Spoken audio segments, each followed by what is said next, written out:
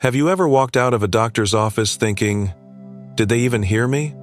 You describe your symptoms, you share your concerns, and in just a few rushed minutes, you're out the door with a prescription or a pat on the shoulder. Here's the uncomfortable truth. It's not just you. Once you cross 60, the healthcare system quietly shifts how it sees you. Doctors, whether they admit it or not, start making mental shortcuts the second they see your age on the chart. And those assumptions? They can cost you proper care, respect, and sometimes even years of life. Today, we're pulling back the curtain. I'll reveal 5 brutal truths about what doctors really think when treating seniors, and more importantly, the strategies you can use to flip the script. Because you deserve more than being brushed aside as just getting older. We'll talk about the subtle gaslighting that makes you doubt your own symptoms, the dangerous overprescribing that puts convenience above your safety, and even the heartbreaking economic calculations happening behind closed doors. But here's the payoff. By the end of this video, you'll know how to walk into your next appointment and command respect. You'll learn the exact words, questions, and tactics that successful seniors use to get the care they deserve. So, let me ask you, are you ready to find out what really happens when the doctor leaves the room? Brutal truth number 1. The age label bias. The moment you walk into a clinic, something happens you'll never see. Before you say a single word, your age has already spoken for you. Doctors glance at your chart, notice the number, and instantly file you into a mental category. Complicated, expensive, time-consuming. It's not usually malicious. It's training. In medical school, efficiency protocols teach doctors to anticipate how resource-intensive a patient will be. And seniors? You're assumed to need more time, more tests, more explanations. In other words, you're the difficult case. Here's the danger. When they assume you're complicated, they often start cutting corners. They rush through your symptoms. They stick to generic treatments. They avoid ordering deeper tests, not because you don't need them, but because they don't want to open a Pandora's box of issues that take too long to manage. Take Maxine, a 74-year-old retired librarian. She came to her appointment with a carefully written list of symptoms. She had chest pain, fatigue, and shortness of breath. But before she could finish her first sentence, her doctor interrupted. "Let's just focus on your main concern today." He labeled her chest pain as anxiety, brushed it aside, and sent her home. 6 months later, she was finally diagnosed with a serious heart condition, a delay that could have cost her life. That's the power of bias. When you're seen as too complicated, you don't get thorough care. You get the fastest exit strategy. So how do you fight this? You flip the script. Instead of letting them label you as a problem, present yourself as a partner. Walk in with specific goals, not vague symptoms. Say, "My energy has dropped 40% over the last 3 months, and I want to know why." Bring a 1-page health summary showing what's improved with past treatments. Take notes during the visit. These small actions shift their perception from resource drain to engaged, motivated patient. And here's the thing. Once doctors see you as a partner, everything changes. But labeling doesn't stop here. In fact, the next truth is even more insidious. How doctors dismiss real symptoms by hiding behind one polite little phrase. Brutal truth number 2. The gaslighting trap. You've probably heard this one before. Well, that's just normal at your age. Sounds harmless, right? But it's actually one of the most dangerous forms of medical dismissal seniors face. Doctors call it age-related changes. I call it polite gaslighting. Here's how it works. You walk in with new or worsening symptoms, joint pain, fatigue, memory lapses.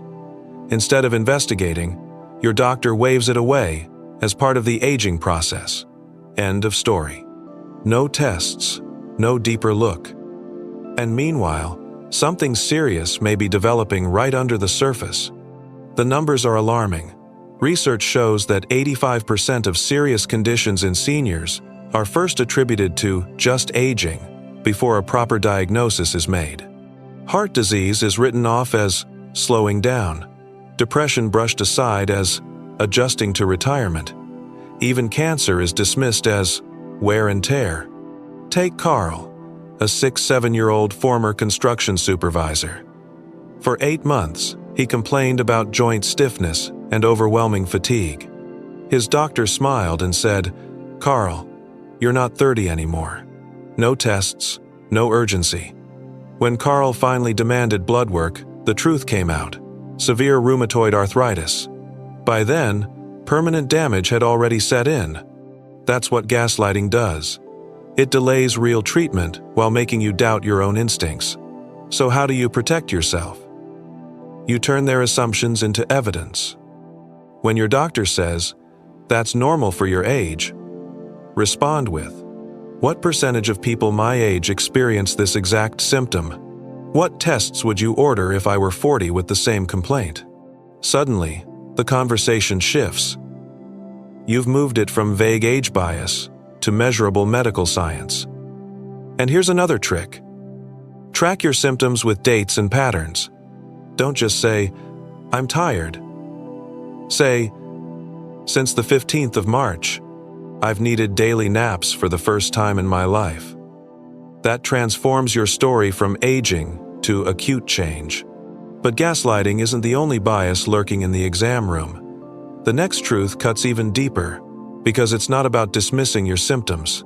It's about assuming you can't handle the treatment in the first place. Brutal truth number 3. The too complex assumption. Here's something most doctors will never admit out loud. Once you hit a certain age, they quietly assume you can't handle complexity.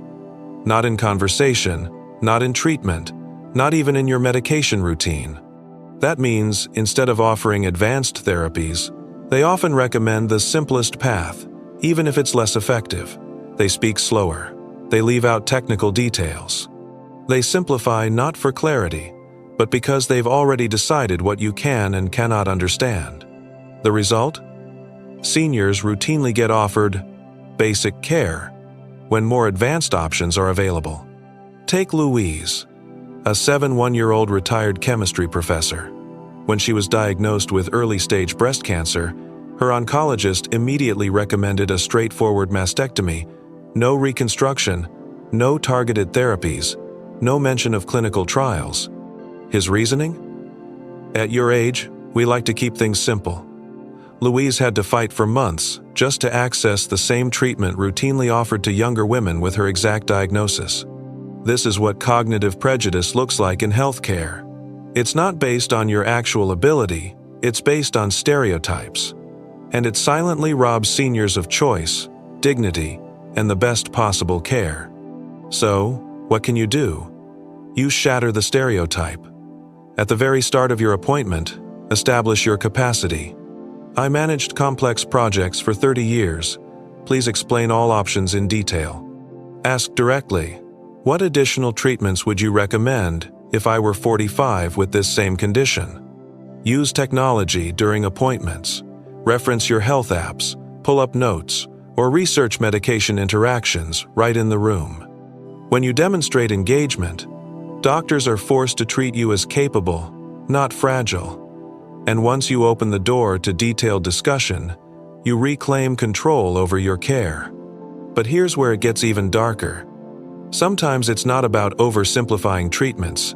It's about prescribing medications that don't treat you at all, but make you easier to manage. Brutal truth number 4.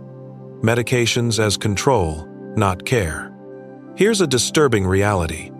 Not every pill prescribed to seniors is meant to heal.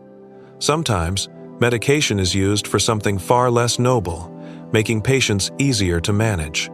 Doctors and care facilities often prescribe psychiatric drugs, sedatives, or sleep aids to seniors without a clear medical condition.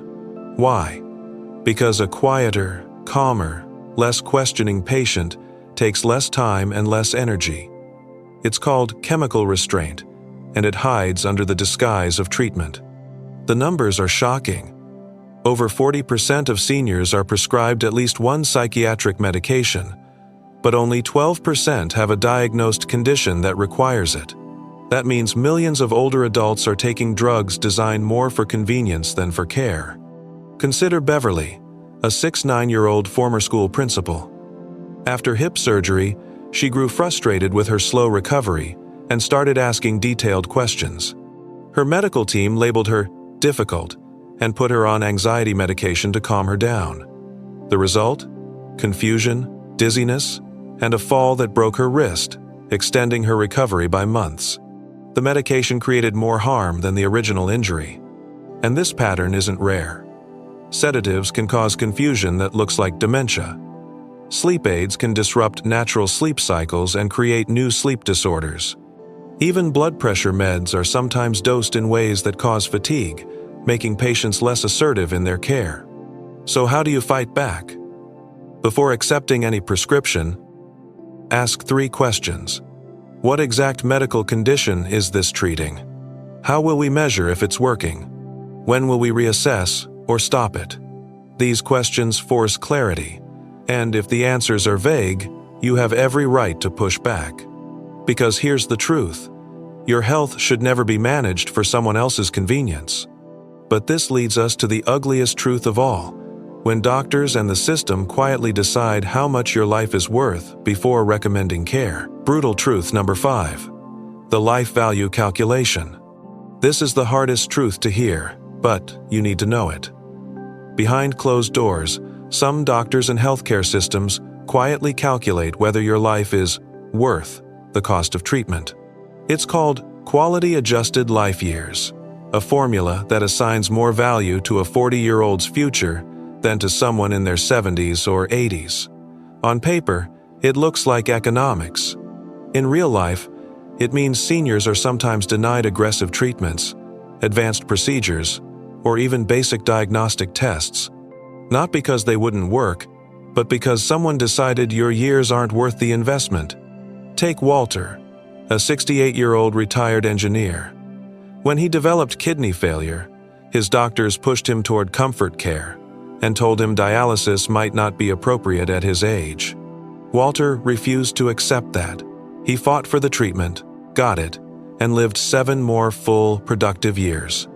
7 years he would have lost if he'd trusted that first recommendation. That's the danger of these hidden calculations. They don't just shorten lives, they convince seniors to stop fighting for themselves.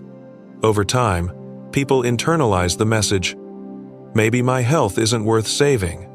And that false belief leads to preventable decline. So how do you fight this bias? Simple, direct questions. Would you recommend the same treatment if I were 45?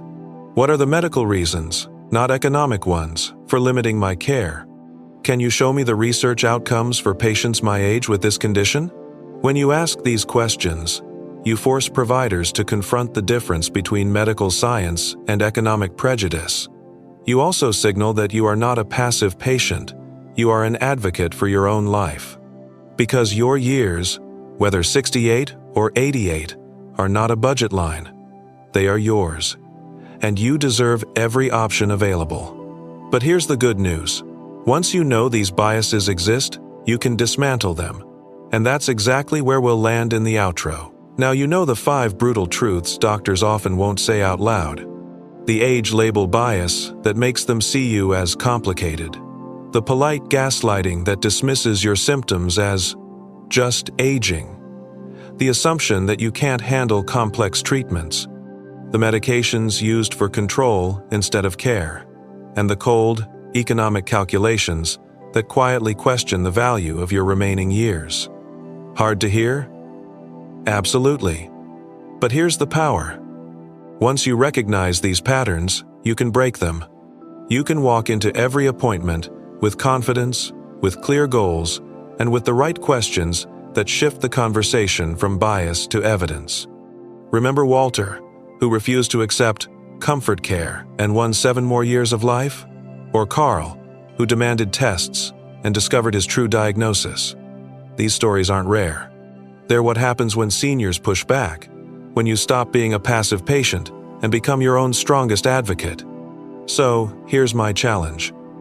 At your very next appointment, ask at least one of the questions we covered today. Notice how the tone shifts when you demand specifics. Small steps like this change not only your care, but also the way doctors see seniors as a whole. And don't stop here. In our next video, we'll expose the everyday habits silently draining seniors' energy and how to fix them before it's too late. You won't want to miss it. Hit subscribe, tap the bell, and share this video with someone you love. Because dignity in healthcare isn't a privilege of youth, it's your right at any age.